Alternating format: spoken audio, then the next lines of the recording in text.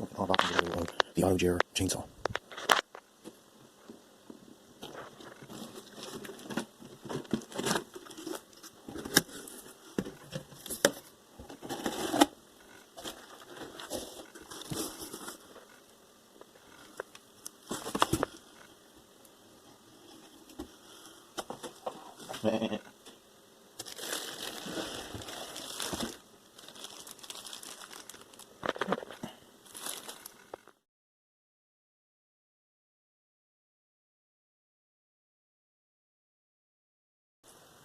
Alright, so if you do buy this chainsaw, the autojare, one quick little tip for if, or actually when it does this. What happens is this bolt is basically sitting in there, so after a while it will start tightening down on it if it binds a little bit, and it will let the rope come loose and hop off like that to the inside. So how you fix that is you're going to take this whole assembly off the chainsaw, pull it all the way out to the end of the rope, pull down your cranking mechanism or pulley. You want to grab the rope up and out, and then you're just going to do a twist on it, bring it up around tight, and you'll have to turn it however many times you'll need. I only did this one time to show y'all before I turn the camera on. And then you're just going to take, it's going to be, the rope's going to be twisted up in there, so you're going to have to just kind of straighten it out, untwist it, and then just let it roll itself back in, and then you should be good to go again. The problem is when that binds up, it just hangs out there like that, and then when you try to force it back in, there's nothing to catch it, so it just does that. So that's the easiest and simplest way I found to get it back on the reel real quick.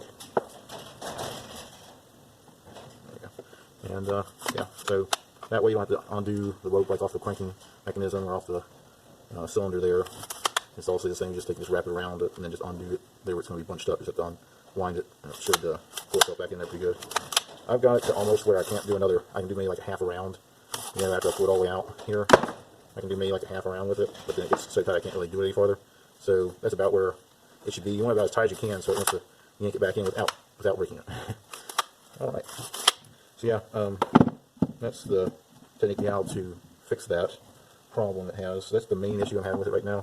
The second issue I had right out of the box is I'm not sure if I had this switch here is the off and on switch, and it says stop, and then right over it's got an arrow pointed up. So I thought that meant off was up and down was on, but really it's the opposite.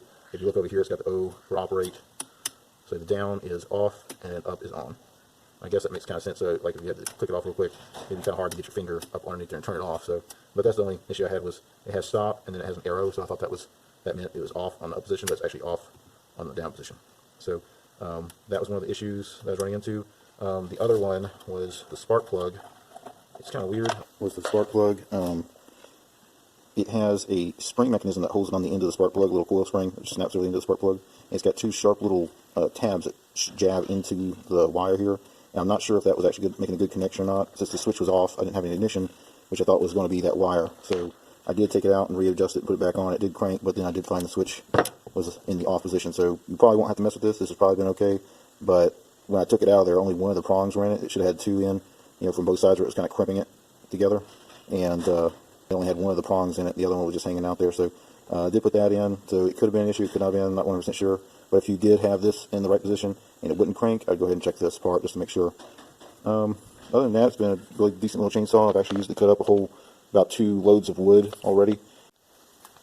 So here's another little trick you can do to make it work a little bit better for you. You can take a little die grinder or a hacksaw, and you can cut yourself a notch through these Allen wrench bolts that hold on this cover here.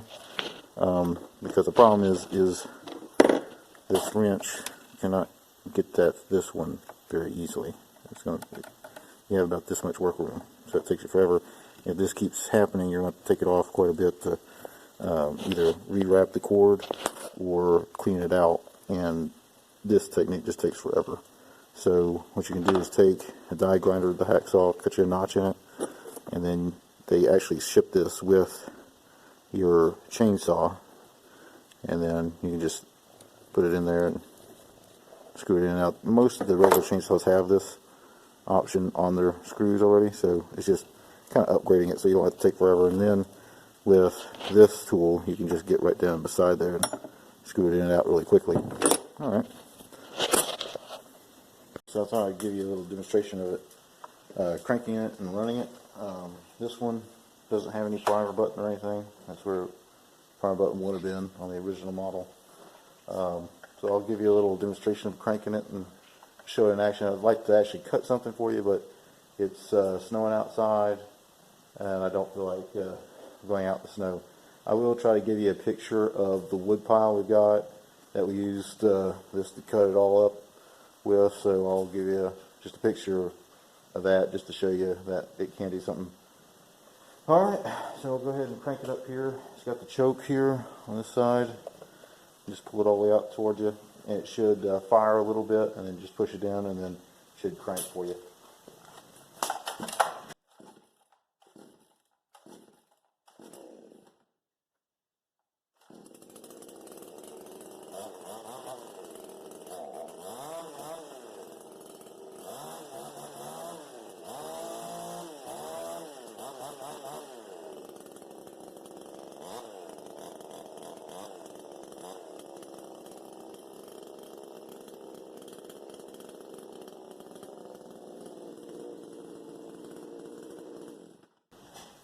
Alright, so there you go.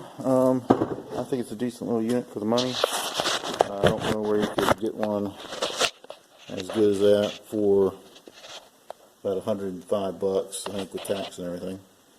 Yeah, so if you like it, I'll put the link in the description below. Please like it, this video, and consider subscribing so you don't miss more of these things. If I was needing a saw for, a good little while, I definitely recommend this one. Like I'll show the next clip here, show you the big wood pile we cut up with it. Helped us get them ready for splitting. Yeah, I was going through probably stuff that was about out this far. I actually had to turn some of them over and then cut them again. And this thing was doing really fast work of that. It's got smaller teeth than like the Husqvarna and stuff on it, but I think since it's closer together, it gets a little bit more cutting power out of it. So this is the actual chain that came with the unit, and you can see it's actually got a wear marker on it. I can pick that up here. Right there, right beside my fingernail, there's a wear marker. You can resharpen it all the way down to that point, and once it gets to that point, you're supposed to stop. So it's got some good life in it. I use this for probably about 3 or 4 hours, and I was cutting through some pretty dirty stuff. Had some dirt in the bark and all that, and it's reasonably sharp still. I mean, I do need to sharpen it, but if I had to, I could actually go out and cut some more stuff up with this. So yeah, I'm pretty satisfied with it. Just time will tell if it's actually going to do the long run, but it helped us out to get just a few loads of wood cut up, and got us ready for this snowstorm we're having right now. So yeah, I'll just show you the picture of it and very end here, and please consider subscribing so you don't miss future videos and this kind of stuff. All I really want to do is just help people save some money instead of having to go out and buy the big name brand stuff. Like a Husqvarna of this sort would probably be about $300 to $400, and if this could get the job done for you, I mean, not a lot of people are going to go out and use it like a lumber company will be. Like every single day cranking, using it for like 5 or 6 hours straight, and then shutting it down and then go back and reuse it again. Most people just need something to cut up a lot of wood, or like a tree that's fell in the backyard, just need something to kind of go out there and trim the brush off, move it out of the way. This right here would be a great little saw for that. Alright, well, I hope you all have a good day. Hey, you see my breath. I hope you all have a good day. Please consider subscribing, and definitely please like this video so it gets shared more. Alright, thank you very much. Bye.